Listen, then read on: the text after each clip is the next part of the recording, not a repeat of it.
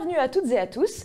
Aujourd'hui, on va être plusieurs à communiquer ensemble dans le chat comme à notre habitude. Pour être certaine que tout le monde est là, je vais juste vous demander de me faire un petit coucou, un petit bonjour dans le chat. Comme ça, on est certain que vous êtes là.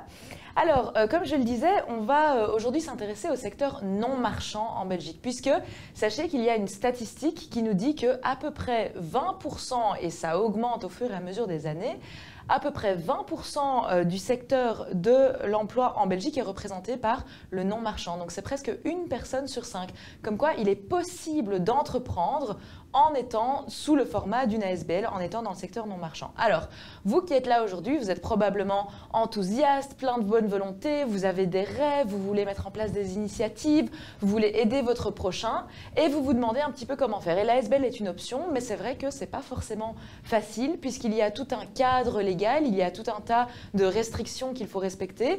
Et voilà, c'est du suivi aussi administratif. Donc nous, aujourd'hui, on est là pour vraiment vous aider, vous donner des clés par rapport à la manière d'avancer dans votre projet dans la structure d'une ASBL. Alors, pour ce faire, je suis bien évidemment accompagnée, comme à mon habitude, d'une experte et d'une personne très agréable. Il s'agit de Karine Toussaint. Bonjour Karine. Bonjour Emna, bonjour à tout le monde. Alors Karine, rapidement, je vous explique un petit peu le personnage parce que c'est quelqu'un de très intéressant. Karine, elle est juriste, elle est également consultante en entrepreneuriat féminin, formatrice et administratrice au sein de plusieurs associations. Tout à fait, j'ai plusieurs casquettes, je suis une slasheuse, comme on dit. C'est ce qu'on appelle aujourd'hui. Alors, donc, je vous invite vraiment à profiter de la présence de Karine aujourd'hui pour poser toutes vos questions, puisque cet atelier a vraiment pour vocation d'être aussi concret que possible et d'aller répondre aux questions en fonction de votre situation en particulier. Et puis, bien évidemment, vous aurez l'occasion de poser davantage de questions ou des questions plus précises par la suite si vous le désirez. Et pour ça, on vous mettra bien évidemment en relation avec Karine où vous pourrez le faire directement. Merci. Donc, aujourd'hui, on va vraiment parler de qu'est-ce qu'une association, qu'est-ce qu'une ASBL. Est-ce que c'est la structure qui vous convient ? Parce qu'on verra que c'est peut-être pas le cas en fonction de votre projet, etc. Quelle est la différence avec une entreprise commerciale classique ? Quels sont les avantages ? Quels sont les inconvénients ? Qu'est-ce que ça implique ? À quoi faut-il être attentif ? Voilà, on va aborder toutes ces questions et puis beaucoup d'autres. Donc, on est parti pour 45 minutes d'atelier. On va se réserver 10 à 15 minutes de questions-réponses par la suite. Mais comme je le disais auparavant, on va vraiment favoriser le fait de prendre vos questions au fur et à mesure pour pouvoir rebondir sur celles-ci. Ça sera beaucoup plus intéressant pour vous. Tout à fait. Voilà, on est parti ? On est parti. Alors Karine, première question, avant de se lancer vraiment dans le vif du sujet, une petite mise en contexte. Donc Karine et Wikipreneur, c'est une relation qui existe déjà, notamment depuis l'année passée au Salon 6 jours pour, on a collaboré. Pourquoi pour toi est-ce que c'est important et intéressant de faire partie de ce type de mouvement, d'initiative ? Moi, je pense que c'est intéressant parce que les entrepreneurs, en général, ils sont seuls quand ils démarrent leur projet. Ils ont vraiment besoin d'être entourés parce qu'ils cherchent un peu partout des informations, etc. Il y a beaucoup de services, mais ils ont beaucoup de mal à s'y retrouver aussi. Les gens sont quand même régulièrement perdus dans le méandre administratif. Ouais. Et donc, c'est clair que Wikipreneur, c'est une plateforme déjà où ils vont trouver tout en un seul endroit, avec des outils, des conseils, des vidéos, etc. Et donc, le salon 6 jours pour ça, j'ai trouvé que c'était super intéressant. Enfin, voilà, déjà, moi, en tant que participante, voilà, j'ai aussi appris beaucoup avec les autres personnes que j'ai vues, mais au moins là j'avais un contact direct avec les gens, beaucoup de gens à la fois, voilà, donc qui sont revenus vers moi pour la suite aussi, pour certains qui ont créé leur association grâce au Salon 6 jours pour. Donc voilà, c'est une super collaboration, un beau partenariat. Ouais. Ah, génial. Oui, et pour nous c'était intéressant aussi parce qu'on s'était jusqu'à présent peut-être pas assez intéressé au format de la SBL comme une possibilité d'entreprendre. Exactement, en fait on se dit je vais entreprendre, j'ai un projet, ah ben je vais me lancer en indépendante, ou alors je vais me mettre en société. C'est ça. Et voilà, et en fait, ça c'est le réflexe habituel, tout à fait. Ou alors on se dit la SBL, bah, c'est quelque chose qu'on fait à côté, quand on a le temps, le week-end, les soirées, alors qu'en fait ça peut être son vrai projet. Oui. Et on en parlera, ça peut aussi être, on peut aussi en vivre, oui, on en parlera. Donc, oui, voilà, donc on parlera de tout ça par la suite également. Alors, pour commencer, peut-être une question de base, assez simple, mais finalement importante pour remettre les fondations bien au clair. Qu'est-ce qu'une ASBL ? Ok, ben une ASBL, c'est pas compliqué, c'est un groupement de personnes qui s'associent pour un projet à caractère social, donc à caractère associatif. Donc le but, c'est ça qui est important à savoir, le but c'est qu'il est désintéressé. Donc clairement, c'est là la grande différence avec une entreprise commerciale, donc une SRL, une SA, c'est qu'ici, on n'est pas là a priori juste pour gagner de l'argent, il y a derrière ça un but désintéressé. Donc c'est ça qui fait la grande différence avec la société commerciale et aussi le fait que justement, on ne peut pas se redistribuer les bénéfices entre les membres. Donc, dans une société à vocation commerciale, une SRL, ben, à la fin du bilan, à la fin de l'année, voilà, le bilan est positif, on va pouvoir se distribuer les dividendes. Ici, il n'y a pas de dividendes, il n'y a pas d'actions, voilà, il y a juste des membres qui sont là pour travailler pour le projet social. Mais on va le voir plus loin, il y a quand même la possibilité de se rémunérer, mais pas en se redistribuant les bénéfices. Donc ça, c'est très important, c'est complètement interdit de se redistribuer les bénéfices. Ok, donc le but désintéressé. Le but est désintéressé, c'est ça, c'est ce qu'on appelle le but social. Voilà, qui doit être désintéressé au départ. Et pas de et donc c'est cette réputation de côté justement peut-être un peu à l'origine caritatif, on se dit c'est que pour le caritatif, mais en fait aujourd'hui le secteur non marchand c'est beaucoup plus large que ça, c'est vraiment du social au sens large, du socio-culturel, du socio-éducatif, voilà, on verra tous ces autres. Alors justement, donc tu parles de projet social au sens large, socio-culturel et autres, pour quel type de projet est-ce que la structure de la SBL peut être applicable? Mais justement dans le domaine du secteur non marchand au sens large, donc le secteur non marchand on l'appelle aujourd'hui plutôt le secteur à profit social, parce que non marchand c'est quelque chose qui est un peu négatif finalement. Tandis qu'ici, c'est clair, et on le voit justement avec les 20% de gens qui travaillent dans le secteur, c'est que c'est beaucoup de monde pour beaucoup d'activités. Donc on peut prendre comme exemple les centres culturels, ça c'est assez simple, mais aussi les hôpitaux peuvent être des ASBL, les secrétariats sociaux sont des ASBL aussi, contrairement à ce qu'on pourrait penser. Donc on peut avoir une activité commerciale et se trouver quand même dans un secteur associatif finalement. Hein. Tant que le but est à la base, voilà, il y a une mission, c'est ça, si on va chercher un petit peu la raison, le sens, c'est on a une mission à vocation sociale, on veut donner de son temps à la collectivité, on veut aider la collectivité d'une manière ou d'une autre. Tout en gardant la possibilité de se rémunérer, oui. de pouvoir en vivre, seulement si ça explose, et c'est ce qu'on souhaite d'ailleurs, que les bénéfices soient réinjectés dans la mission. Les bénéfices doivent être réinjectés dans l'objet social, mais évidemment pour développer les activités, on peut avoir du personnel, et voilà, il y a de très très grandes associations, même au niveau justement caritatif, on peut penser à Oxfam, WWF, enfin tous ces gens-là, ce sont des énormes associations, toutes les ONG sont des associations aussi. Ouais, ok, super. Alors je vais en profiter pour venir m'adresser aux personnes qui sont dans le chat. Donc déjà, merci pour votre enthousiasme. On a plein de bonjours. Alors, on a Davy, Alexandre, je donne quelques noms comme ça. Virginie, Raphaël, Mehdi, Roxane, Anne-Françoise, Emma, Anne, David ou Davidé, je ne sais pas comment on dit, Kim, Léo, Aurore. Bonjour à tous et bienvenue. Alors, je vais vous inviter à nous partager dans le chat quel est votre projet ou idée. Ça dépend à quel stade est-ce que vous en êtes. Comme ça, Karine va pouvoir peut-être rebondir avec les prochaines questions et donner des exemples qui sont liés à votre projet en particulier. Alors, en attendant, je continue ici avec notre prochaine question qui est pourquoi est-ce qu'on aurait intérêt, pourquoi c'est intéressant à se lancer dans la structure de l'ASBL ? L'ASBL est une structure qui est très simple à mettre en place finalement, même si en effet, on va le voir, il y a des contraintes juridiques et administratives, mais ça reste quand même quelque chose d'assez léger à gérer. Donc évidemment, il faut créer des statuts, tout ça, on y viendra. Mais voilà, on peut créer une association à 2 personnes aujourd'hui, depuis que la loi a été modifiée donc, en mars 2019. C'est le fameux Code des sociétés et des associations. Voilà, on va dire CSA pour simplifier tout au long. Mais donc en fait, les associations ont été remises dans la même législation que les sociétés commerciales. Donc ça, c'était une grosse réforme. Point très important. Donc ça veut dire qu'en effet aujourd'hui, dans une association, on peut avoir de manière illimitée des activités commerciales. Ce n'était pas le cas dans la loi de 1921, donc qui était à l'origine ce qui régissait les ASBL. Donc ça n'a pas été mis à jour entre 1921 et 2019. Voilà, 2019, 1921, donc c'était la vieille loi de 1921 qui régissait les associations. Donc la définition était un peu différente. Oui, donc est-ce qu'on peut s'arrêter juste une minute sur ce point-là par rapport à la législation, parce que c'est très important ce que tu es en train de dire. 1921, 2019, il y a quelque chose qui change. Est-ce que tu peux le répéter pour que les gens vraiment comprennent bien l'impact que ça peut avoir sur les actions qu'ils peuvent mener? Voilà, ce qui a changé, c'est qu'en effet, les associations aujourd'hui sont reprises dans la même législation, dans le même code que les entreprises commerciales, ce qui a pour conséquence qu'elles peuvent, contrairement à ce qui était possible, ce qui était autorisé autrefois, elles peuvent avoir des activités commerciales de manière illimitée. Okay, donc ça veut dire qu'autrefois, on pouvait avoir des activités commerciales de manière accessoire, mais c'était un peu finalement une tolérance. Aujourd'hui, c'est complètement autorisé par le Code des sociétés et des associations. On peut avoir des activités commerciales de manière illimitée, tant qu'elles servent évidemment l'objet social. Donc attention, ça peut quand même avoir une conséquence au niveau fiscal, ça c'est important de le dire aussi, puisque l'impôt des personnes morales, normalement, s'applique de base aux associations. Ça veut dire qu'il n'y a pas d'impôt, concrètement, à part la taxe sur le patrimoine.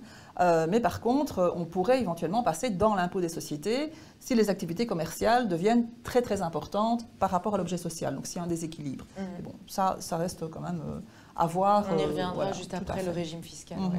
D'accord, ok, super. Alors, ici dans le chat, pour information, donc on a Davy qui nous dit, lui, c'est des vies à sauver.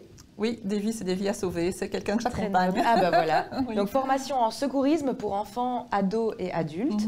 C'est génial parce qu'on va avoir tellement de beaux projets aujourd'hui, je pense. Oui, c'est très génial. C'est vraiment... Valérie qui nous dit qu'elle, c'est une ASBL pour soutenir la schémathérapie et les schémathérapeutes en Belgique francophone. Kim qui nous dit c'est un centre d'accueil en psychologie pour le bien-être des enfants et leurs familles. Voilà, des super beaux projets. Davy qui nous répond dans le chat, oui, c'est bien elle. Oui, c'est un prénom peu courant, donc voilà. donc voilà. Alors, donc je reviens à la question, pourquoi est-ce qu'on a intérêt? Donc, tu parlais de la législation. Alors, on peut lancer une ASBL à partir de deux personnes. Voilà, maintenant c'est 2 personnes. Auparavant, c'était 3 aussi dans la loi de 21. Maintenant, c'est 2 personnes. Okay. Donc voilà, ça peut être 2 personnes de la même famille donc, aussi. Mais bon, il faut faire attention dans ces situations-là aussi. Moi, je ne conseille pas de faire une association à seulement 2 personnes. Je conseille vraiment, le but c'est de s'associer, c'est quand même justement d'avoir des gens autour de soi, voilà, d'avoir des experts autour de soi qui apportent des compétences qu'on n'a pas soi-même. Donc d'avoir peut-être 3 personnes, 5 personnes. J'aime bien les nombres impairs parce que c'est plus facile de prendre les décisions. Donc quand on doit voter, c'est plus facile si on est 5 que si on est 4, évidemment. Mais voilà, sinon ça reste une structure très légère finalement. La gestion est simple. Voilà, on a une assemblée générale à faire chaque année, il y a des documents à compléter, etc. Mais bon, ça reste quand même facile à gérer. C'est assez light en fait comme structure. Il ne faut pas passer chez le notaire par exemple pour faire une ASBL. Ok, d'accord, très intéressant. On reviendra aussi un petit peu sur comment fonctionne une ASBL. Tu parlais d'assemblée générale, etc. On reviendra là-dessus également. Alors, une autre question ici, c'est quelle est la différence concrètement avec d'autres structures telles que l'entreprise commerciale classique ou par exemple une fondation? Oui, c'est ça. Une fondation, c'est aussi du secteur non marchand, mais c'est une structure qui est beaucoup plus lourde. Déjà, il faut passer chez le notaire justement pour créer une fondation. Le but de la fondation, elle n'a pas de membres, par exemple. Dans une ASBL, pour avoir des membres, dans une fondation, il n'y en a pas. C'est juste, voilà, les fondateurs sont les administrateurs. Et le but d'une fondation, c'est vraiment en fait, c'est un but caritatif et philanthropique à la base. Donc, il y a des fondations privées, il y a des fondations d'intérêt public qui doivent répondre à certains critères. Donc là, c'est une plus grosse structure. Il faut un capital aussi, évidemment, puisque le but est de distribuer de l'argent dans un but philanthropique et de récolter des dons. Voilà, il n'y a pas d'autre objet social que de récolter des dons pour agir autour de soi. Donc la fondation, c'est quand même un truc un petit peu plus lourd. La SBL, ça reste plus simple. Ok.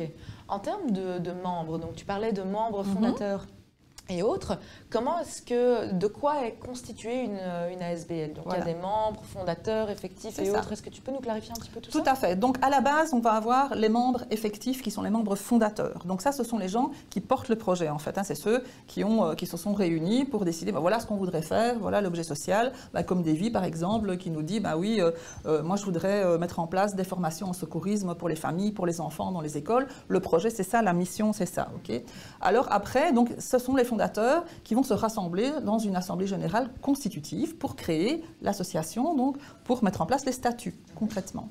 Après, on peut avoir des membres qui sont des membres adhérents. Donc les membres adhérents, ce sont les gens qui participent aux activités. Donc eux, contrairement aux membres effectifs et aux fondateurs, ils n'ont pas de droit de vote, ils ne décident de rien dans l'association, ils vont seulement bénéficier des services. Okay. Donc ici, dans l'exemple pour Davy, les services ils sont proposés par les membres effectifs de l'association dont elle fait partie, puisque c'est elle la fondatrice, et les participants, ce sont des membres adhérents. Donc ça veut dire que les membres adhérents, en fait, ils peuvent aussi, par exemple, payer une cotisation. On va en parler quand on va parler des revenus de l'association. Les adhérents, voilà, j'adhère à une association, je paye ma cotisation, ce qui me permet de bénéficier de services. En général, les membres adhérents, du coup, est-ce que ce sont les bénévoles ? Les bénévoles, ce sont plutôt des gens, eux, qui vont participer à la mission. Donc, eux, ils vont apporter leur pierre à l'édifice. Okay. Ils vont participer aux activités. Mais ils peuvent aussi être membres de l'association, ça n'empêche pas. Ok, d'accord, super. Alors, je reviens un petit peu vers le chat. On a Léo qui nous raconte que lui, c'est un projet d'ASBL pour information sur les entreprises durables. Oui. On a Virginie qui nous dit c'est création en cours d'une ASBL de sensibilisation à la végétalisation urbaine. Très bien. Mehdi qui a un projet de créer des ateliers musicaux pour enfants et adultes. Caroline qui nous vient avec une question. J'ai une question concernant la possibilité d'une adresse autre que le siège social et chez un particulier. On peut prendre la question. On peut prendre la question sans problème. Oui, en effet, la ASBL doit avoir en effet un siège social. Donc ça, c'est une obligation. C'est ce qu'on va inscrire quand on va renseigner l'association auprès de la Banque Carrefour des entreprises. Mais évidemment, il peut avoir d'autres implantations. Donc ça, c'est ce qu'on appelle les unités d'établissement. Donc ça apparaît aussi sur la Banque Carrefour des entreprises. Et donc, il y a d'office le siège social qui est une unité d'établissement où on va garder l'administratif finalement, la documentation. S'il y a un contrôle fiscal, c'est là qu'on va arriver. Mais ça n'a pas d'incidence sur le fait que ce soit chez un particulier, il n'y a pas de souci avec ça. C'est pas comme si vous aviez un commerce avec pignon sur rue. Par contre, voilà, vous pouvez avoir tous les lieux où vous allez en fait exercer votre activité de manière régulière. Ce sont des unités d'établissement. Et donc voilà, on va les renseigner sur la Banque Carrefour des entreprises aussi. Ok, super. Caroline, j'espère que ça répond à la question. Ensuite, moi je me demandais qui peut créer une ASBL, puisqu'on parle ici de membres effectifs, de membres fondateurs. Est-ce que ça peut être, donc on sait qu'il faut être minimum 2 aujourd'hui et non plus 3. C'est ça. Est-ce que ça peut être, par exemple, un étudiant? Est-ce que ça peut être un employé? Est-ce que ça peut être un employé qui est indépendant complémentaire? Est-ce que ça peut être un chômeur? Est-ce que ça peut être un senior? Voilà, est-ce que tout le monde peut créer une ASBL ou il y a quand même certaines conditions? Mais la seule condition, en fait, c'est d'être majeur. Voilà, il faut avoir 18 ans, donc c'est la seule condition. Il faut être responsable, en fait. Donc c'est 18 ans en Belgique, la majorité, mais c'est la seule condition. Sinon, n'importe qui, en effet, peut créer une ASBL, peut s'associer avec d'autres pour créer une ASBL. Il n'y a pas de restriction. Par contre, on parlait des bénévoles tout à l'heure, justement, puisque tu parlais des chômeurs. Un chômeur qui souhaite faire du volontariat, comme on dit, suivant la loi de 2005, il doit, en fait, faire une déclaration à l'ONEM pour dire, voilà, je veux effectuer une activité bénévole. Il y a une déclaration à faire, voilà, parce que c'est une activité accessoire, finalement, et l'ONEM a besoin de le savoir. Mais sinon, voilà, il n'y a pas de restriction. Donc, pour créer une ASBL, même si on est chômeur, d'office, on va être administrateur a priori bénévole, donc on va le déclarer à l'ONEM, mais on peut tout à fait s'associer, être membre d'une association, être administrateur, même si on est chômeur ou si on est étudiant, etc. Il n'y a aucun souci. Ok, je prends d'autres exemples pour essayer d'être aussi inclusif que possible. Si on est, par exemple, deux époux peuvent-ils cofonder une ASBL? Tout à fait. Ok. Si on est étranger, donc non belge? Pas de problème non plus. Ok, super. Voilà, tiens, un autre exemple. Si on est en incapacité de travail? C'est possible aussi, ça n'empêche pas, mais encore une fois, si on veut commencer à exercer une activité dans l'association ou ailleurs, il faut prévenir à ce moment-là le médecin conseil de la mutuelle qui doit donner son autorisation. Okay. Là, c'est simplement pour voir est-ce que l'activité qu'on va exercer ne va pas nuire à l'état de santé de la personne, tout simplement. Ok, d'accord, très bien. Mais s'associer, tout le monde a le droit de s'associer, c'est dans la Constitution le droit de s'associer, donc on ne peut pas aller contre. Ok, super. Alors, question importante maintenant, donc on a bien compris, il faut être 2, il faut avoir un but désintéressé, n'importe qui, tant qu'on est majeur, peut créer une ASBL. On a des membres fondateurs, effectifs, on a des membres adhérents. Oui. On met en place les statuts, on commence l'activité, et puis la question c'est comment est-ce qu'on va se financer? Oui. Il y a toute une panoplie de possibilités. On peut vendre des services ou des produits. On peut aussi aller chercher des dons, des subsides. Enfin, voilà. Est-ce que tu peux nous expliquer un petit peu toutes les possibilités de financement? Il y a quelque chose qui est un peu embêtant aujourd'hui, que j'entends souvent les gens qui viennent auprès de moi qui ont un projet associatif, c'est qu'ils disent où est-ce que je peux obtenir des subsides. Donc, le subside, c'est un peu compliqué de nos jours parce que clairement, vous avez dû remarquer que l'État était quand même un petit peu exsangue au niveau des finances, donc que ce soit les communautés, les régions, la crise sanitaire est passée par là. Donc les subsides, je dirais que c'est un peu la cerise sur le gâteau et je pense qu'on en avait parlé dans d'autres webinaires ici avec d'autres partenaires de Wikipreneur. C'est pas le truc sur lequel il faut compter pour démarrer. Donc le subside, c'est vraiment, est-ce qu'on peut aller chercher le subside? Oui, on peut. Et vous avez parlé souvent, il y a des services qui font ça très bien. C'est un métier, chercher les subsides. Maintenant, voilà, évidemment, je peux orienter en fonction des secteurs, par exemple, voilà, des choses qui sont de l'éducation permanente, des choses comme ça. Il y a des agréments qui sont possibles, mais ça devient quand même assez compliqué pour une raison tout simplement de budget de l'État pour le moment. À côté de ça, évidemment, le financement, ça va être les services. Okay, donc, à partir du moment où vous allez vendre des services, je ne sais pas, ça peut être une ASBL qui offre de la formation, par exemple, puisqu'on parle d'éducation permanente. Il y a des gens ici qui font de la sensibilisation au niveau de l'environnement, etc. Mais on peut faire des ateliers, on va vendre ces ateliers. Donc, cet argent-là va arriver dans l'association pour financer le projet. Ça peut être des dons aussi. Donc les dons, c'est toujours possible, vous pouvez demander des dons, vous pouvez faire du crowdfunding, là pour les associations, c'est quelque chose qui fonctionne très bien, le crowdfunding. Mais au niveau des dons, il faut être attentif au fait qu'ils ne vont pas être nécessairement déductibles pour les personnes qui vont les verser. Puisque pour pouvoir avoir cette déductibilité donc, au niveau fiscal, il faut que l'association soit agréée par le SPF Finance, par le Service public fédéral des finances.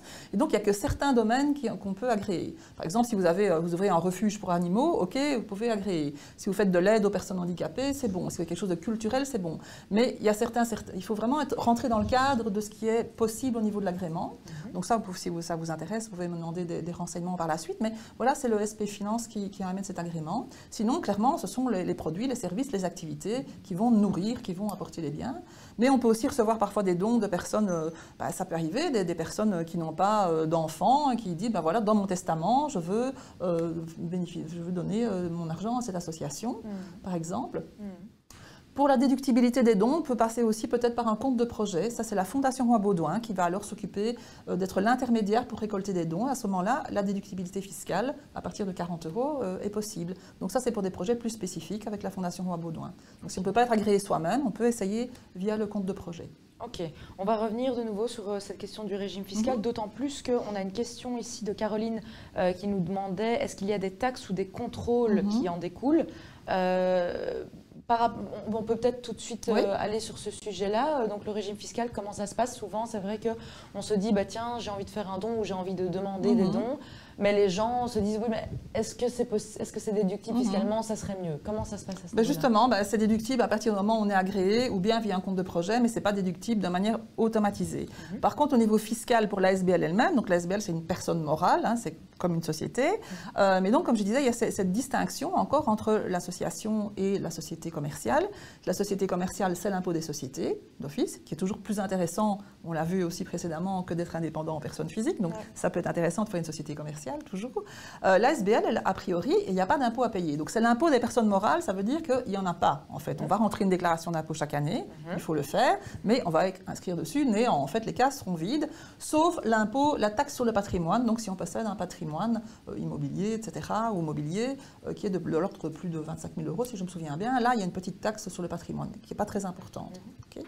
Donc sinon, a priori, une ASBL, il n'y a pas d'impôt. Alors la question des contrôles, pour répondre à Caroline, oui, c'est possible qu'il y ait des contrôles dans une association, comme dans n'importe quelle société, et comme n'importe quel citoyen peut être contrôlé à un moment donné aussi. Donc on va plutôt avoir des contrôles, évidemment, si on a des activités qui sont importantes, peut-être on a du personnel salarié, donc là on risque, entre guillemets, plus d'avoir un contrôle. Mais voilà, au niveau fiscal, on peut avoir un contrôle à tout moment. Mais les ASBL ne sont pas particulièrement ciblés, et pas plus que d'autres. C'est plutôt voilà, au niveau des domaines d'activité, où à ce moment, les contrôleurs fiscaux vont dire cette année-ci, on va contrôler l'ORECA, dans cette région-là, on va contrôler autre chose. Donc là, on ne peut pas le dire, mais voilà, c'est toujours susceptible d'être contrôlé comme n'importe qui. Ouais. Ok, super, merci Karine. D'où l'intérêt d'être en ordre, n'est-ce pas? Bien sûr, bah oui. Donc je reprends un point quand même ici que tu as mentionné important. Donc normalement ASBL, pas d'impôt. Impôt des personnes morales, quand même faire sa déclaration. Il faut rentrer la déclaration chaque année, c'est bien très y important. penser. Sinon on a des amendes. Ouais, bien y penser. Ok, alors d'autres moyens, je reviens un petit peu aux moyens de financement. Il est possible dans une ASBL de se financer aussi avec le sponsoring. Oui, tout à fait. Donc ça, on n'y pense pas Exactement. toujours. Les clubs de sport, ils pensent. Les clubs de sport, voilà, c'est ça. C'était typiquement, c'est le nom du boulanger sur le maillot de football pour les clubs provinciaux. Donc évidemment, on peut avoir des sponsors. On peut revenir sur Davy qui va faire les 20 km de Bruxelles et qui cherche des sponsors, d'ailleurs, si vous l'écoutez. Voilà, c'est très courant qu'on puisse se faire sponsoriser dans une association. Voilà. Le sponsoring, c'est un peu du donnant-donnant. Donc vous allez faire la publicité de ma marque et en échange, je vous donne de l'argent. Ouais. Okay. Ouais. Donc ça peut être les banques, ça peut être la Loterie nationale aussi, hein, qui peut apporter son soutien. Ouais, donc ça c'est vraiment quelque chose auquel il faut penser parce que on pense souvent aux dons. Oui, c'est ça. Mais en fait, c'est comme une société commerciale. Exactement, on peut vraiment aller demander des sponsors, donc des grandes sociétés, mais aussi au niveau local, n'hésitez pas à les demander chez vos commerçants locaux, justement. Ou bien, je pensais à cette dame qui est dans les questions d'environnement ici, qu'est-ce qu'il y a comme marque qui pourrait me soutenir, parce que voilà, on est dans la même mouvance, quoi, finalement. Oui, et puis ça dépend des montants. On n'est pas obligé de tout de suite penser à la loterie nationale avec des milliers d'euros. Ça peut être le petit commerçant du coin pour quelques centaines d'euros peut-être. Voilà, c'est toujours les petits ruisseaux font les grandes rivières. Oui, tout à fait. Une autre manière de faire, c'est les partenariats aussi, public ou privé. C'est ça, partenariat public-privé, c'est tout à fait possible. Allez, on peut revenir, tu parlais du secteur sportif. Par exemple, on connaît des piscines qui ont été rénovées, construites via un partenariat public-privé, parce que bon, c'est des choses qui sont très très coûteuses. Donc il y a toujours des sociétés qui sont intéressées, ça se fait de plus en plus, tout à fait. Voilà, donc plein de possibilités de se financer. Je reviens vers le chat avec Roxane qui a une question. Est-ce qu'il faut obligatoirement un président de la SBL et un CA, conseil d'administration, en dehors des membres effectifs? Ok. Donc le conseil d'administration, c'est un des organes de la SBL. Donc concrètement, qu'est-ce qu'on a dans une SBL comme... Voilà, on peut y revenir à ce moment-là. On a l'Assemblée générale, donc ça c'est les membres effectifs, donc ceux qui prennent les décisions, parmi eux les fondateurs, mais donc en plus des fondateurs, on peut évidemment toujours rajouter des membres effectifs par la suite, donc des gens qui sont intéressés au projet et qui veulent participer de manière effective, comme son nom l'indique. Okay, donc ça, c'est l'Assemblée générale. En dessous, on a un organe de gestion finalement courante qui est l'organe d'administration. Donc on dit aussi conseil d'administration. Donc c'est vrai que dans la loi de 21, on disait conseil d'administration. Dans la loi de 2019, on dit organe d'administration, mais c'est toujours la même chose. Donc ce sont les gens qui, au quotidien, vont gérer l'association. Donc on va prendre ces gens-là parmi les fondateurs, évidemment, la plupart du temps au démarrage. Et donc le fait que ces gens soient administrateurs, ils ont tous la même responsabilité. Et donc le fait de dire, il y a un président, il y a un trésorier, il y a un secrétaire, ça c'est un usage. Donc ce n'est pas du tout une obligation de désigner ces titres-là. C'est plus une habitude. C'est aussi par rapport aux gens de l'extérieur, de dire, voilà, on sait qui est le président, voilà, c'est lui qui nous représente quand on doit aller à une autre occasion. On sait qui est le trésorier, c'est à lui qu'on va envoyer un mail quand on a une question comptable. Voilà, c'est plus pour identifier les gens. Mais au niveau de la responsabilité, ça ne change rien. Vous êtes tous des administrateurs, des administratrices, donc c'est partagé. Ok, super. Roxane, j'espère que ça répond à la question. Davy qui est revenu entre-temps et qui dit merci Karine pour la réponse. Il faut profiter de la visibilité. Oui, tout à fait. Alors, donc, en parlant de membres, etc., on va arriver maintenant vers le personnel. Donc, ASBL, on peut avoir du personnel. Tout à fait. On peut avoir même des salariés. Quels sont tous les différents types de personnel qu'on peut avoir? Ok. Donc, oui, comme dans n'importe quelle entreprise, on peut avoir des salariés, donc des ouvriers, des employés, suivant ce qu'on fait, sans souci. Okay. L'avantage de la SBL, c'est qu'on peut aussi bénéficier d'un personnel qui est un peu plus à bon marché, finalement, puisque ça, c'est ce qu'on appelle justement, ça c'est le cœur des missions, hein, ce sont les bénévoles. Donc, on dit les volontaires, parce que la loi dit comme ça maintenant, mais clairement, les bénévoles, voilà, c'est vraiment les gens qui vont servir l'association, qui vont aider au démarrage. Hein. Donc, les administrateurs, eux, par définition, ce sont des bénévoles. Sauf si dans vos statuts, vous dites le contraire, c'est-à-dire que si vous dites nos administrateurs, on va leur donner des jetons de présence, comme on peut avoir dans certaines administrations. Donc, vous assistez aux réunions, vous avez une rémunération. Donc là, on n'est plus bénévole puisqu'on a une rémunération. Mais sinon, la plupart du temps, dans 99% des cas, voilà, les associations, leurs administrateurs sont des bénévoles. Okay. Donc, les bénévoles, on peut les défrayer, mais ça reste quand même très minime. Donc, c'est entre guillemets de la main-d'œuvre à bon marché. Donc, il ne faut pas abuser, évidemment. Voilà, le but étant quand même que les gens soient respectés. Hein. À côté de ça, voilà, les salariés. Maintenant, on peut aussi avoir, il y a des contrats peut-être un peu plus spécifiques aussi qu'on utilise régulièrement dans le secteur socio-culturel. C'est ce qu'on appelle les articles 17. Donc ça, c'est les anciens travailleurs associatifs. C'est une loi qui a été modifiée aussi récemment. Je ne vais pas m'étendre là-dessus parce que ça prendrait une heure. Juriste. Voilà. Mais voilà, dans le secteur socio-culturel, pour certaines activités qui sont principalement de l'animation, pendant les vacances scolaires, les activités extrascolaires, donc ce sont des travailleurs qui ne payent pas de cotisation sociale. Donc il n'y a pas de cotisation sociale ni pour l'employeur ni pour le travailleur. C'est les articles 17, ça s'appelle. Voilà. D'accord. Donc si je résume, on peut avoir des bénévoles avec de potentiels défraiements, sans exagération. On peut avoir des mandats rémunérés d'administrateurs. Tout à fait. donc un administrateur qui de son présence, des émoluments à la fin de l'année. Parce que ça a été déterminé dans les statuts. Voilà, avec, au moment des statuts. On peut aussi avoir quelqu'un qui travaille pour la SBL en tant qu'indépendant. Oui, il peut facturer ses prestations, tout à fait. Et on peut avoir des salariés. Exactement. Ok. Alors parlons des salariés peut-être. Donc dans le cas de grandes ASBL, forcément il y a 10, 20, 30, 100, 200... parfois des centaines de personnes si on prend les plus grandes. Oui. Comment ça se passe pour recruter les salariés? Il y a quelques points d'attention, notamment aussi, je pense, aux assurances. Oui. Ce qui est important, quand on devient employeur, mais ça c'est la même chose pour tout le monde, c'est pas particulier au secteur associatif, c'est que devenir employeur, ce sont des nouvelles responsabilités. Donc c'est pour ça qu'en général, on va s'adresser à un secrétariat social pour gérer la paye, parce que c'est assez complexe, évidemment. Mais donc il y a des assurances, en effet. Donc, les travailleurs salariés, ils sont couverts par ce qu'on appelle l'assurance accident du travail, on appelle aussi l'assurance loi. Et donc ça, c'est une obligation de l'employeur de souscrire cette assurance dès lors qu'il a un salarié, même s'il n'est venu qu'une journée. Okay.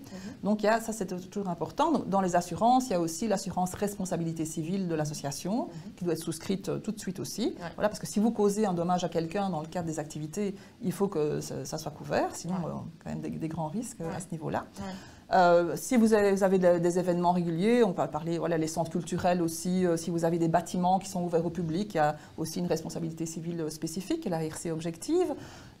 Pour les événements, on peut juste aussi prendre des assurances spécifiques pour le moment de l'événement. Si vous ne faites pas grand-chose durant l'année, mais que vous avez un grand salon, par exemple, une fois par an, on va avoir une responsabilité civile pour cet événement-là qui va couvrir tout le monde, y compris les bénévoles qui doivent être aussi couverts par l'association. Et ça coûte. Et donc, on revient un petit peu à la question du financement. Il est nécessaire de pouvoir se financer un minimum. Un minimum. Il faut avoir un petit capital de départ quand même. Oui, voilà. Pour couvrir ce type d'assurance qui, pour certaines, sont vraiment obligatoires. Oui, c'est obligatoire. La RC, il faut fortement recommandé. Oui. Ok. Par rapport aux salariés, alors, on va parler de la fameuse question, comment est-ce qu'on peut se rémunérer en ASBL? C'est ça. Donc la question c'est souvent, je crée mon ASBL, j'ai un projet, mais est-ce que moi je peux me rémunérer dans ce projet que j'ai créé? Okay. Donc là on arrive sur la question délicate du conflit d'intérêts, puisque donc on indique que l'association elle avait bien un but désintéressé, donc ça induit qu'on ne peut pas avoir ce qu'on appelle juridiquement un avantage patrimonial qu'on va tirer de cette association. Donc ça veut dire qu'on ne peut pas profiter du fait qu'on a créé l'association et qu'on est en fait décideur, donc puisqu'on est administrateur, on ne peut pas profiter de ce fait pour se donner des avantages particuliers démesurés. Donc par exemple, on parlait de monsieur et madame Dupont créent une ASBL à vocation artistique par exemple, et donc à un moment donné, tiens, les activités artistiques fonctionnent bien, on a 50 000 € devant nous, tiens, on va te salarier dans l'ASBL et tu vas te prendre un salaire un peu démesuré par rapport au salaire moyen dans ce type d'activité, dans ce type de secteur. Donc là, ça voudrait dire qu'en fait, on va détourner l'argent de l'association au profit de l'administrateur. Donc là, évidemment, on est dans un gros conflit d'intérêts. Il faut faire très attention à ça. Donc on ne peut pas se profiter du fait qu'on est décideur pour s'octroyer des avantages qui ne sont pas normaux par rapport au prix du marché. Autre exemple concret pour bien faire comprendre ce que peut être un conflit d'intérêts, si les activités, justement le siège social est dans la maison toujours de monsieur et madame Dupont, artistes, et qu'une partie de la maison est dédiée aux activités de l'association, si la SBL, si on loue les locaux à la SBL, donc ici c'est les propriétaires de la maison qui louent le local à l'association, ils ne vont pas le louer non plus à un prix qui est supérieur au prix du marché dans le quartier. Il faut se renseigner pour justement ne pas qu'il y ait d'exagération. Sinon, le risque, c'est en effet le conflit d'intérêts. Et là, vous êtes accusé de fraude, etc., parce que vous avez profité du système. Sinon, on peut très bien être salarié, on utilise les barèmes du secteur, on va voir comment ça se passe un petit peu, mais c'est aussi à ça qu'on sert en tant que juriste, c'est pour vous éviter ce souci de conflit d'intérêts. Ok, donc comment ça se passe au moment de décider de la rémunération? C'est le conseil d'administration qui doit décider de la rémunération. La personne, c'est pour ça que je dis que c'est compliqué quand on n'est que deux, mais normalement, la personne qui est concernée par le fait de, tiens, on va décider de t'engager en tant que salarié, elle est censée se retirer des débats. Elle ne peut pas participer au fait qu'on va l'engager. C'est le conseil d'administration, de manière collégiale, qui prend la décision, qui va bien l'acter dans un PV du conseil d'administration. Donc c'est important de garder trace, le procès verbal, garder trace des décisions. On dit voilà, le conseil d'administration décide d'engager Madame Dupont à tel échelon, avec tel barème, pour telle activité, avec telle description de fonction, à partir du. Et voilà, et c'est validé par le conseil d'administration. Mais ça, quand on n'est que deux, c'est un peu tangent. Ok, d'accord, très bien. Donc tu le disais, pour fixer le niveau du salaire, souvent c'est basé sur le barème. Les barèmes du secteur, voilà. Oui. C'est les commissions paritaires C'est ça, exactement. Et autres. Ceci dit, on spécifie quand même bien que le barème, c'est un salaire minimum. Exactement. Donc au même titre que dans une entreprise commerciale, il est possible de, entre guillemets, négocier. Bien sûr. Pour pouvoir ajuster si on veut engager quelqu'un qui a de l'expérience dans le secteur depuis 10 ans, on peut tout à fait lui reconnaître cette expérience et donc l'avancer dans l'échelon barémique sans problème, tout à fait. Ok, ça va, super. Alors, je reviens vers le chat pour Roxane qui nous pose une question, pour revenir 2 petites secondes aux assurances. Pour les ASBL de sport, faut-il des assurances spécifiques? C'est une question peut-être un peu spécifique. Oui, mais c'est mon secteur, donc ça tombe bien. Voilà. Oui, en fait, il y a RC Moniteur, qu'on appelle comme ça. Voilà, en général, quand on preste en tant que moniteur sportif, on a cette assurance-là qui est spécifique. Sinon, voilà, c'est toujours la responsabilité civile. L'association doit assurer ses bénévoles et doit assurer aussi pour les dommages éventuels qui seraient causés durant l'activité. Donc, il y a aussi la question de la sécurité, l'analyse de risque qui est à prendre en compte. Mais ça, clairement, c'est avec le courtier en assurance qu'il faut vérifier ça. Et donc, moi, j'ai l'habitude de travailler avec des partenaires qui sont assez spécialisés dans le secteur associatif. Voilà. Donc, je ne vais pas faire de publicité ici aujourd'hui. Mais voilà, n'hésitez pas à vous adresser à moi pour avoir ces coordonnées. Parce que, en effet, ça peut être un peu particulier. Donc, tous les assureurs ne sont pas nécessairement au courant de comment on fonctionne dans l'associatif. Ouais. Okay, c'est comme pour la comptabilité. Hein. Voilà, il y a beaucoup de comptables qui ne sont pas tellement... En fait, ils n'ont pas beaucoup d'heures de cours là-dessus durant leurs études au niveau associatif. Donc voilà, il y en a qui se spécialisent plus que d'autres. Oui, tout à fait. Ok. Je rebondis sur l'exemple du moniteur, par exemple. Donc si on a quelqu'un qui est moniteur sportif, indépendant, et qui a envie de passer en société, non pas commerciale, mais ASBL, est-ce que c'est une possibilité d'évolution? Mais je dirais que ce n'est pas une possibilité d'évolution pour lui, parce que quoi qu'il en soit, il y aura toujours une structure. Donc la structure, c'est l'association ou c'est la société commerciale. Je prends l'exemple d'un coach sportif, puisque je donne cours aussi à des bacheliers en coaching sportif. On travaille justement sur leur projet professionnel. Donc certains me disent, moi, la plupart du temps, je pense que je vais plutôt être indépendant, parce que c'est leur activité professionnelle avec laquelle ils vont gagner leur vie. Ça n'empêche pas de créer une structure par ailleurs, qui soit une ASBL, pour d'autres activités, où ils vont pouvoir éventuellement facturer, mais le but de l'association, c'est quand même de s'associer avec d'autres pour un projet commun. Donc, si c'est juste pour gagner sa vie en tant que coach sportif, il n'y a pas d'intérêt à aller créer une structure en plus. C'est apporter de la lourdeur administrative qui n'a pas beaucoup de sens. Mais par contre, si en tant que coach sportif, on a un projet à vocation justement sociale, par exemple, on dit justement, il y a des personnes handicapées dans la commune où je vis, et moi je voudrais créer des activités pour eux, etc. Et c'est là qu'on va avoir l'idée de se dire, on va faire une association. Mais sinon, le coach lui-même, pour son travail en manière professionnelle, ça n'a pas d'intérêt à ce qu'il aille créer une structure. Par contre, si en effet, il développe, mettons, il veut créer une salle de sport avec des collaborateurs, là clairement aussi c'est plutôt dans un but pas caritatif ici, mais de gagner sa vie. Donc là, il va passer en société éventuellement parce que justement l'impôt des sociétés est plus intéressant qu'en personne physique, parce qu'il y a des investissements importants, parce qu'il aura besoin d'associés, etc. Donc là, ça va aller être plutôt une société commerciale. Et donc on peut vraiment conjuguer en parallèle indépendant ASBL ou société ASBL. Tout à fait. Il ne faut pas confondre en fait le statut social qu'on a en tant que personne, qu'on doit toujours avoir pour se rémunérer d'une manière ou d'une autre, et la structure pour laquelle on va éventuellement travailler. Donc on peut être coach indépendant et aller travailler pour des ASBL, pour le secteur public ou pour le secteur marchand. Ok, super. Tu parlais justement du fait que tu donnais cours, je ne sais plus si tu disais bachelier coaching sportif, et prépa physique Alors, école. Pour ceux qui veulent se lancer en ASBL, que ce soit uniquement ça ou en parallèle de, est-ce qu'il faut avoir un diplôme en particulier ou des compétences en particulier? Des compétences, oui. Un diplôme, non. C'est vrai que pour être indépendant, il faut avoir sa gestion, comme on dit. Il faut la gestion de base. Mais par contre, pour créer une ASBL, il ne vous est rien demandé. Donc, c'est pour ça que je dis que c'est une structure finalement et qui est facile à mettre en œuvre parce qu'on ne va pas vous réclamer un diplôme. Donc, vous pouvez être quelqu'un qui avait beaucoup de compétences que vous avez acquises sur le terrain, justement, pendant des années et pas nécessairement avoir un diplôme pour autant. Déjà, je trouve ça très chouette, ce côté-là, justement. Par contre, il faut évidemment essayer de développer des compétences au niveau de ce dont on a besoin pour gérer l'association. Donc si on ne les a pas soi-même, d'où l'intérêt de s'associer. Par exemple, on peut avoir dans son conseil d'administration quelqu'un, le trésorier, peut-être qu'il a des compétences en comptabilité. Ça serait intéressant quand même. Hein. Voilà. Donc, mais pour les fondateurs, il n'y a pas besoin d'avoir des compétences particulières. Donc c'est plus de la motivation, du dynamisme et du temps à consacrer au projet. Mais par contre, c'est intéressant de se former. Parce que quand on est administrateur d'une ASBL, évidemment, on a des responsabilités. Il ne faut quand même pas mettre ça de côté. Hein, voilà, on a des responsabilités. On doit gérer cette association. Si on commence à brasser beaucoup d'argent, etc., il faut quand même un peu faire les choses correctement. Et donc, on peut se former. Il y a des organismes qui proposent des formations pour les administrateurs d'associations.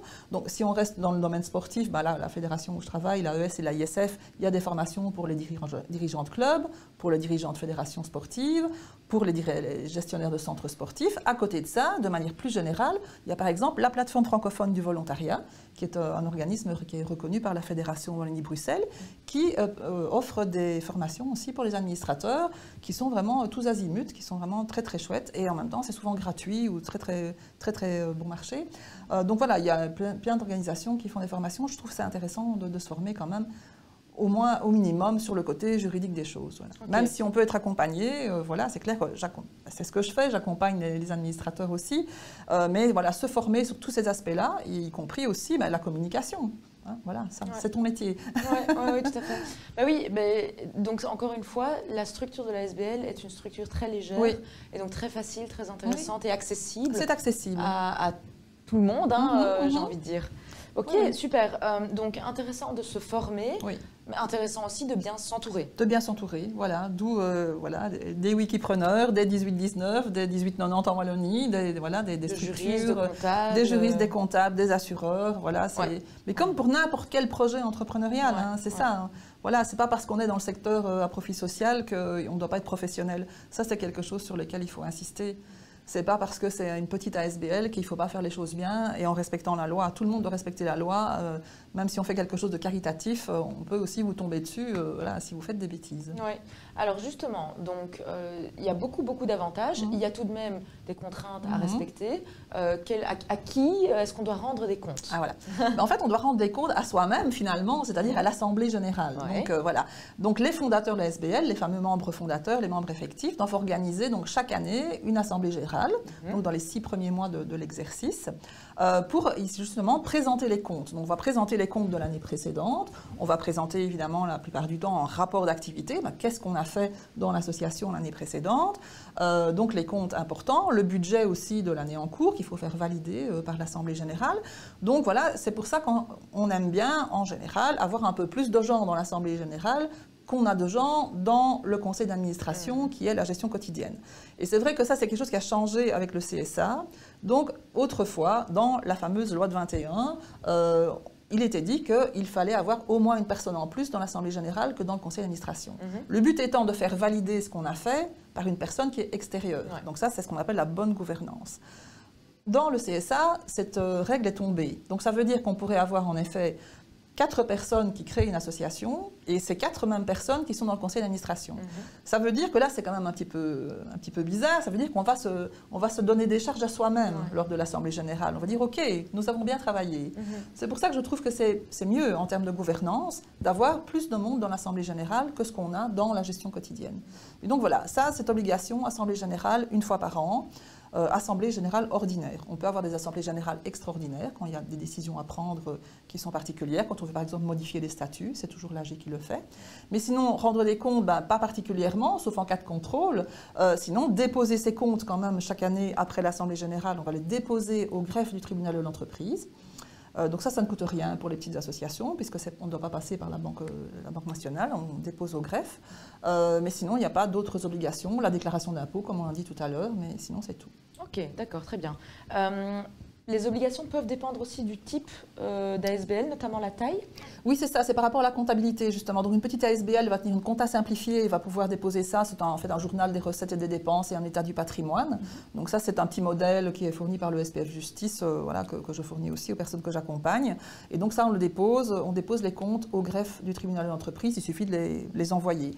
Si c'est une plus grande association, notamment dès lors qu'on a plus de 5 travailleurs ou un bilan plus important, on va devoir déposer des comptes compte sous format double, la comptabilité en partie double, comme n'importe quelle société commerciale. Et donc là, voilà, c'est un petit peu, là, il y a un coût par contre, puisque vous déposez à la BNB. Oui. Ok, d'accord, très bien. Alors, une question, on va peut-être pas s'attarder longtemps dessus, parce que tu es l'experte là-dessus, et donc ceux qui sont intéressés peuvent venir te voir. Mais de manière générale, comment est-ce qu'on s'y prend, notamment au niveau administratif, pour créer la SBL? Quelles sont les étapes à suivre? Les étapes à suivre, c'est déjà avoir une bonne idée de ce qu'on veut faire et des personnes avec qui on veut le faire. Donc là, ça c'est la question de la mission. Voilà, quel est le projet, quel est le sens du projet, c'est pareil que pour un entrepreneur, à qui est-ce qu'on va s'adresser, qui est notre public, etc.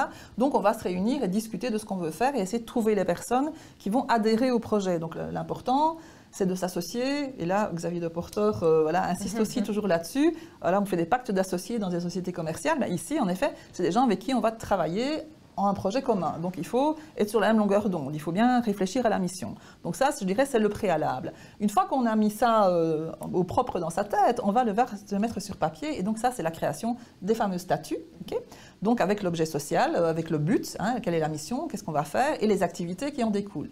C'est important de dire aussi que dans les statuts, tout ce qu'on est susceptible de faire comme activité doit se retrouver dans les statuts, sinon on ne peut pas le faire. Donc ça, c'est aussi une nouveauté du CSA. Il faut être attentif à penser à tout ce qu'on est susceptible de faire, même si on ne le fait pas tout de suite au moment de la création. Donc ces statuts, on va les préparer, on va les écrire, on va faire cette assemblée générale constitutive pour les valider, donc avec les membres effectifs. Après, il faut déposer ça au greffe du tribunal. Donc voilà, soit on peut le déposer sous forme électronique sur le site du SPF Justice, soit on dépose sous format papier, on envoie de nouveau au greffe du tribunal de l'entreprise. Donc les formulaires sont un peu complexes, c'est là que souvent on a besoin d'un peu d'aide, parce que si c'est signé du mauvais côté, les formulaires ils vont vous revenir, vous n'aurez pas votre SBL, voilà, ça va prendre du temps. Il faut payer les frais de publication puisque ça va être publié au Moniteur belge, donc c'est de l'ordre de moins de 150 € aujourd'hui si on le fait de manière électronique. Et voilà, après ça, on va désigner les membres du conseil d'administration, donc éventuellement président, secrétaire, trésorier, ou bien on va dire les administrateurs, ils sont tous point de vue égalitaire, ça se dit dans les statuts aussi, mais donc il y a un premier conseil d'administration et puis c'est parti. Après, on va faire un conseil d'administration de manière régulière pour gérer l'association, en général de manière trimestrielle, c'est une petite assoce. Si on veut faciliter la gestion, on peut aussi désigner un délégué à la gestion journalière. Donc c'est quelqu'un qui n'a pas besoin chaque fois de retourner vers le conseil d'administration pour demander, voilà, je dois acheter des timbres. Il ne faut pas un conseil d'administration. Ouais. Ouais. Ok, super. Donc là, je pense qu'on a quand même traversé pas mal de questions intéressantes. On a évoqué pas mal de sujets. On arrive d'ailleurs bientôt à la fin de l'atelier. Est-ce que Karine, tu peux nous expliquer maintenant un petit peu plus d'informations par rapport à ce que toi tu fais, puisque tu fais beaucoup d'accompagnement. Je le disais tout à l'heure, donc tu es juriste de formation et encore aujourd'hui. Tu accompagnes également les entrepreneurs et plus particulièrement d'ailleurs l'entrepreneuriat féminin. Féminin plutôt, oui. Tu es administratrice au sein de plusieurs associations, donc un petit peu la spécialiste de la SBL. Donc voilà, pas mal de choses. Est-ce que tu peux nous expliquer, dans le contexte de cet atelier aujourd'hui et des ASBL, quelles sont tes zones d'expertise et quels sont les services que tu fournis pour venir en aide aux entrepreneurs qui veulent se lancer? Mais c'est vrai que dans l'accompagnement que je fais des gestionnaires, en fait, des personnes qui se lancent dans l'entrepreneuriat, j'ai vu que je suis dans l'associatif depuis quand même presque 30 ans maintenant. Enfin, je ne suis pas juriste de formation, je suis devenue juriste par la suite, parce que je viens du terrain. J'étais éducatrice spécialisée à la base. Après 10 ans dans la banque, voilà, ça fait quand même un moment que je suis dans l'associatif à divers niveaux. Et donc, les gens qui venaient vers moi pour me demander conseil, j'ai souvent constaté, comme je le disais au début, qu'ils étaient un peu perdus dans les méandres de l'administration. Et donc, quand ils avaient des projets associatifs, le problème, c'était toujours, oui, mais par quoi je commence? Comment je fais mes statuts? Et donc, moi, je constate encore souvent aujourd'hui qu'il y a des statuts qui sont faits un petit peu, pas tellement dans les règles, parce qu'on est allé chercher un modèle sur Internet et on se dit, il n'y a qu'à remplir. Non, il n'y a pas qu'à remplir. Il faut quand même faire attention à ce qu'on dit, parce que voilà, ça a des conséquences importantes au niveau juridique. Et donc là, l'accompagnement, le but ici, que j'ai mis en place finalement un forfait, ce que j'appelle le pack création SBL, qui permet aux personnes d'être accompagnées pendant les 6 premiers mois de la création de leur association.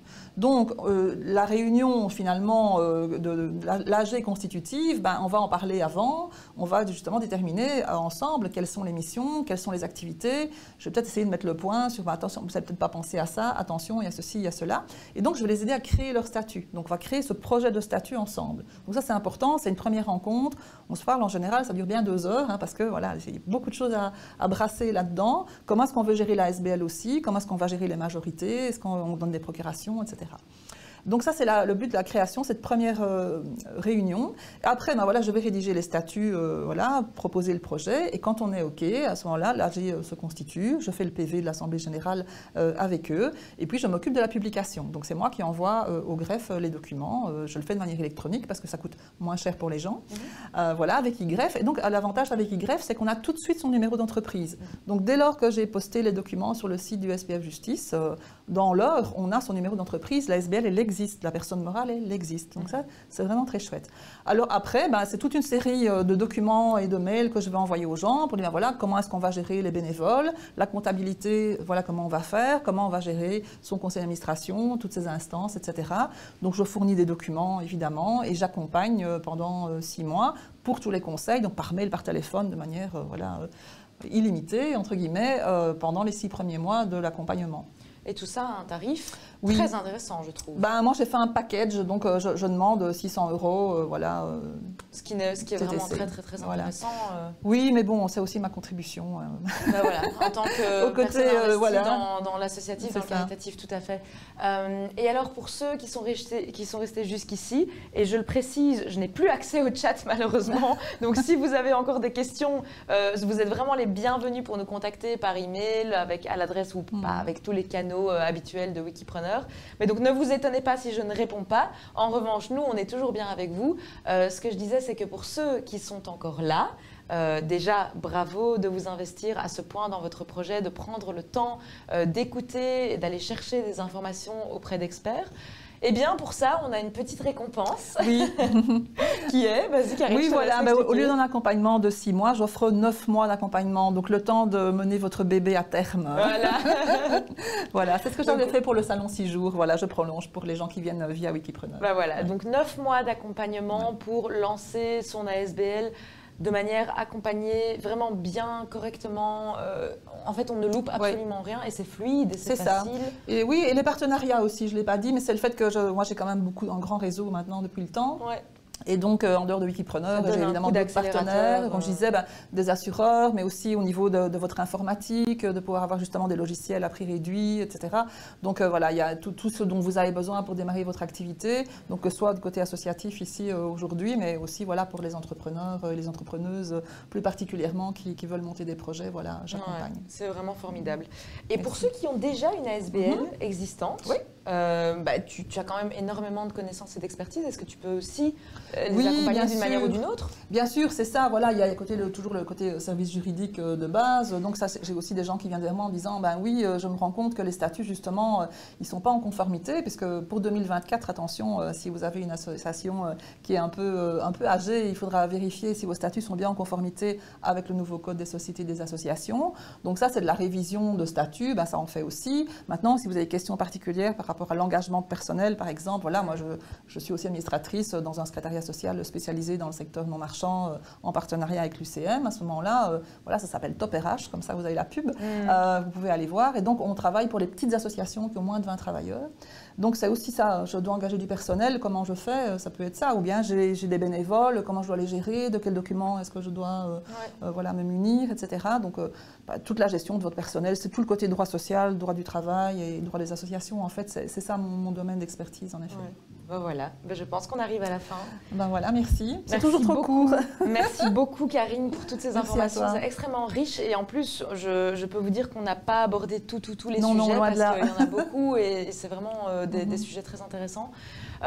Chère audience, moi je voudrais vous dire merci et bravo d'être là.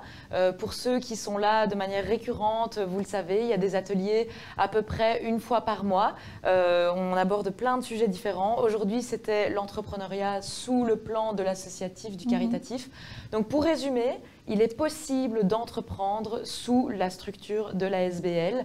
Le Code des sociétés a changé récemment, donc vous avez la possibilité d'exercer des activités commerciales. Attention, il y a quand même pas mal de petites choses, de points d'attention au niveau administratif, légal, juridique, etc. Et c'est pour ça que c'est intéressant de se faire accompagner par des personnes expertes, non seulement du point de vue théorique, mais aussi du point de vue pratique. Oui, c'est ça, c'est le côté concret. Voilà, oui, c'est ça. Et voilà, et donc nous, on est ravis d'accueillir ce genre de personnes et de vous mettre en contact. Si vous avez encore des questions, surtout, n'hésitez pas à nous contacter.